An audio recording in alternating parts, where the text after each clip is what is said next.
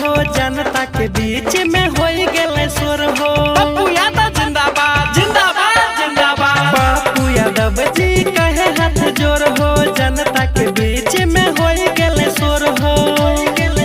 सबका है वादा निभाई हो, सबका है वादा निभाई हो। कैची पा बटन दबाई हो, सुनो पप्पू भैया के जिताई हो। 6 नंबर के बटन दबाई हो, पूर्णिया के संसद बनाई हो।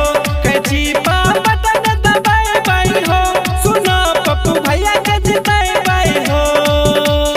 अपना नेता कैसा हो पप्पू भैया जैसा हो, अपना नेता कैसा हो पप्पू भैया जैसा हो। पप्पू यादव जिंदाबाद जिंदाबाद जिंदाबाद। पप्पू यादव जिंदाबाद जिंदाबाद जिंदाबाद जिंदाबाद।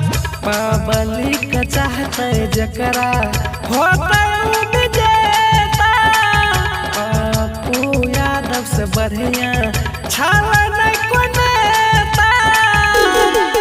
करे बात हो सबके साथ हो, गाँव टोला में होता सुन विकास हो। गली गली में नारा लगाई हो, गली गली में नारा लगाई हो। कैची पा बटन दबाई हो, सुनो पप्पू भैया के जिताई हो। 6 नंबर के बटन दबाई हो, पूर्णिया के संसद बनाई हो। कैची पा बटन दबाई हो, सुनो पप्पू भैया के जिताई हो।